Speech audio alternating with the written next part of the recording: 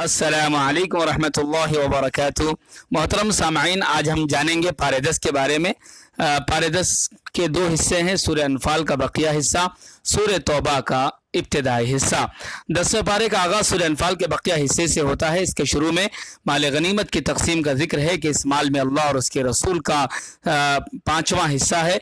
यानी नबी करीम सल्लल्लाहु अलैहि वसल्लम को इख्तियार था कि आप माल गनीमत के 5वें हिस्से को अपने मर्जी के साथ तकसीम कर सकते थे। बकिया 4 हिस्से मुजाहिदीन इस्लाम के मुतय्यन थे। उसके बाद कामयाबी के लिए दुआ और दवा का उलूही नुस्खा जिक्र किया गया है। इरशाद है कि ईमान वालों, जब किसी फौज से मिलो तो साबित कदम रहो, बुलंद हिम्मती को इस आयत में बतलाई गई है। और अल्लाह को बहुत याद करो ताकि तुम नजात पाओ। मुसलसल दुआएं कामयाबी का राज होती हैं, ये बतलाया गया है। और अल्लाह और उसके रसूल का कहा मानो, अल्लाह और उसके रसूल के कायम करदा उसूल और जवाबित की हर हाल में पासदारी बतलाई गई है। और आपस में ना झगड़ो वरना बुज़दिल हो जाओगे और तुम्हारी हवा उखड़ जाएगी। गोया इत्तेहाद व इत्तेफाक और टीम वर्क की तलकीन इस आयत में की गई है। और सब्र करो, बेशक अल्लाह सब्र करने वालों के साथ है। और उन लोगों जैसा ना बनो जो इतराते हुए और लोगों को दिखाने के लिए घरों से निकल आए। शेखी बगारने वाले, डेंगे मारने से गुरेज, इज्ज़ व इनकिसारी का रवैया इख्तियार करने को कहा गया है। आगे बदर के मारिके का जिक्र है कि शैतान इस मारिके में इंसानी शक्ल में मौजूद था और काफिरों को लड़ाई के लिए उकसा रहा था। वो काफिरों को यकीन दिला रहा था कि मुसलमान काफिरों पर गलबा नहीं पा सकते। जब अल्लाह ने हजरत जिब्राइल अलैहिस्सलाम की क़ियादत में फरिश्तों की जमात को उतारा तो शैतान मैदान बदर से फरार होने लगा। काफिरों ने उससे पूछा कि तुम तो हमें फतह की खुशखबरी सुना रहे थे, अब कहाँ भागे जा रहे हो? उस पर शैतान ने जवाब दिया कि मैं वो देखता हूँ जो तुम नहीं देखते। मुझे अल्लाह का खौफ दामनगीर है और अल्लाह की पकड़ बड़ी शदीद है। इस सूरत में अल्लाह ने यहूद की मुतवातिर बदाहिदियों और खियानत के बाद यह आयत नाजिल फरमाई कि अगर आपको किसी कौम की जानिब से खियानत का डर हो तो उसका माहिदा लौटा कर हिसाब बराबर कर दीजिए। बेशक अल्लाह खियानत करने वालों को पसंद नहीं करता। इस सूरत में मुसलमानों की इस बात की भी तलकीन की गई है कि काफिरों से मुकाबले के लिए हर मुमकिन ताकत और फौजी घोड़ों को तैयार रखें।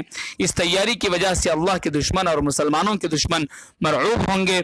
और वो दुश्मन भी जिनको मुसलमान नहीं जानते और अल्लाह के रास्ते में जो खर्च करेंगे उनको पूरा पूरा अजर मिलेगा। ये भी इरशाद है कि मुसलमान अफरादी एतबार से कमज़ोर भी हों तो कुफ्फार पर गालिब रहते हैं। सूरह अनफाल के बाद सूरह तौबा का आगाज़ होता है। इसके शुरू में इरशाद है कि जो शख्स नमाज बाकायदगी से अदा करता है और ज़कात सही तरीके से देता है, ऐसा शख्स मुसलमानों की जमात से मुंसलिक है और दीनी एतबार से उनका भाई है। आगे इरशाद है कि बाज़ काफिर इस बात पर इतराते थे कि हम हरम की सफाई करते हैं और हाजियों को सत्तू पिलाते हैं। अल्लाह ने फरमाया कि हरम और हाजियों की खिदमत से कहीं ज़्यादा बेहतर अल्लाह की ज़ात आली पर ईमान लाना और उसकी खुशनुदी के लिए जद्दोजहद करना है।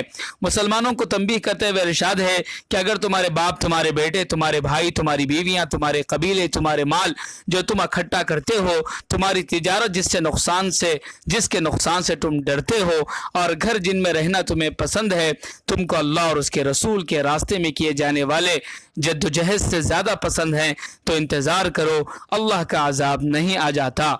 यहाँ तक कि अल्लाह का अजाब आ जाए इसका तुम इंतज़ार करो, क्योंकि एक ईमान वाला कभी भी इन चीज़ों की वजह से अल्लाह के रास्ते में जद्दोजहद करना नहीं छोड़ता।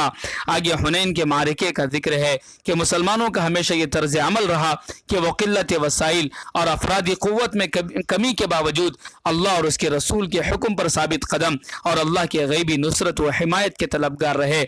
लेकिन हुनैन का मारिका ऐसा था जिससे मुसलमानों की तादाद और अफरादी क़ुव्वत बहुत ज़्यादा थी। इस तादाद की कसरत और फरावानी ने मुसलमानों के दिलों में एक घुमंड की सी कैफियत पैदा कर दी। जब मुसलमान काफिरों के आमने सामने हुए तो हवाजिन के तजुर्बाकार तीर अंदाजों ने एक लख्त मुसलमानों पर हमला कर दिया और मुसलमानों के कदम उखड़ गए। ताहम नबी करीम सल्लल्लाहु अलैहि वसल्लम पूरे वक़ार और शुजाअत के साथ मैदान जंग में डटे रहे।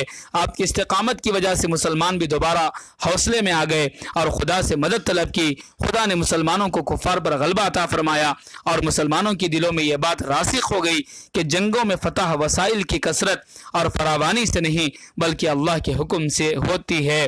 तो लिहाजा मुसलमानों को यह बात समझ लेना चाहिए कि किसी भी मैदान में कामयाबी अफराद की ताकत व क़ुव्वत के एतबार से नहीं होती बल्कि अल्लाह के हुक्म और उसकी हिमायत से होती है। اس کے بعد اللہ نے یہودیوں اور نصرانیوں کے برے عقیدے کی مذمت کرتے ہوئے ارشاد فرمایا کہ یہودی ہمیشہ یہ مذاق کرتے ہیں کہ حضرت عزیر اللہ کے بیٹے ہیں۔ اللہ کہتا ہے کہ یہ باتیں انہوں نے اپنی طرف سے گھڑی ہیں اور اللہ کے ان پر مار ہو جو یہ جھوٹ بولتے ہیں۔ سورہ توبہ ہی میں اللہ نے ان لوگوں کو وعید سنائی جو سونا چاندی جمع کرتے ہیں مگر اس کی راہ میں خرچ نہیں کرتے۔ ارشاد ہے کہ قیامت کے دن سونے چاندی کو آگ میں پگھلانے کے بعد ان کی پیشانیوں کو، پہلوؤں کو اور ان کی پیٹھوں کو داغا جائے گا اور کہا جائے گا کہ یہ اس چیز کے سبب ہے جو تم اکٹھا کرتے ہو، پس اکٹھا کرنے کا مزہ چکھ لو۔ لیکن جو لوگ اپنے سونے چاندی کا زکوٰۃ پابندی سے نکالتے ہیں وہ لوگ اس وعید سے باہر ہیں۔ اس صورت میں اللہ نے مصارف صدقات زکوٰۃ کا بھی ذکر کیا ہے کہ کن کن کو زکوٰۃ دیا جائے۔ 8 لوگوں کا ذکر اللہ نے فرمایا: مفلس، محتاج، عاملین زکوٰۃ یعنی جو زکوٰۃ وصول کرتے ہیں، یعنی صدقات جمع کرنے والے کارکنان جن کی تالیف قلب منظور ہو، یعنی اسلام کے بارے میں نرم گوشہ رکھنے والے، رقاب یعنی قیدی اور غلام کے آزاد کرانے میں، اور ایسے ہی غارمین یعنی قرضہ و تاوان کے تلے دبے ہوئے لوگ اللہ کے راہ میں اور مسافروں کی مدد میں خرچ کرنے کا حکم دیا گیا۔ نیز ارشاد ہے کہ منافق مرد اور عورت ایک دوسرے میں سے ہیں، اور یہ بھی کہ مومن مرد اور مومن عورتیں ایک دوسرے کے مددگار ہوتے ہیں۔ اس کے بعد اللہ نے اپنے نبی کریم صلی اللہ علیہ وسلم کو اس بات کی تلقین کی کہ انہیں کافروں اور منافقوں کے ساتھ مقابلہ کرنا چاہیے اور ان پر سختی کرنی چاہیے۔ اس کے بعد اللہ نے بعض منافقوں کے اعمال کا ذکر کیا ہے کہ انہوں نے اللہ سے وعدہ کیا تھا کہ اللہ ہمیں مال دے گا تو ہم اس کے راستے میں خرچ کریں گے، لیکن جب اللہ نے ان کو مال دے دیا تو وہ بخل کرنے لگے۔ ارشاد ہے کہ اللہ نے ایسے لوگوں کے دلوں میں نفاق لکھ دیا اس دن تک جب اللہ ان کے ساتھ جب تک کہ ان کی ملاقات اللہ تعالیٰ سے نہ ہوگی۔ اس صورت میں غزوہ تبوک کے موقع پر فتنے کا عذر پیش کر کے پیچھے رہ جانے والے اس منافق کا بھی ذکر ہے جس نے کہا تھا کہ روم کی خوبصورت عورتیں دیکھ کر مجھ سے صبر نہیں ہو سکے گا اور میں فتنے میں مبتلا ہو جاؤں گا۔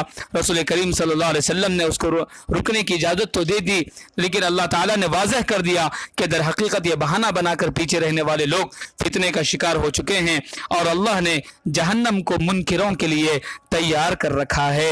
اللہ تعالیٰ سے دعا ہے اللہ مجھے آپ کو قرآن کریم کو سمجھنے اور اس پر عمل کرنے کی توفیق عطا فرمائے۔ شکریہ، جزاکم اللہ خیر۔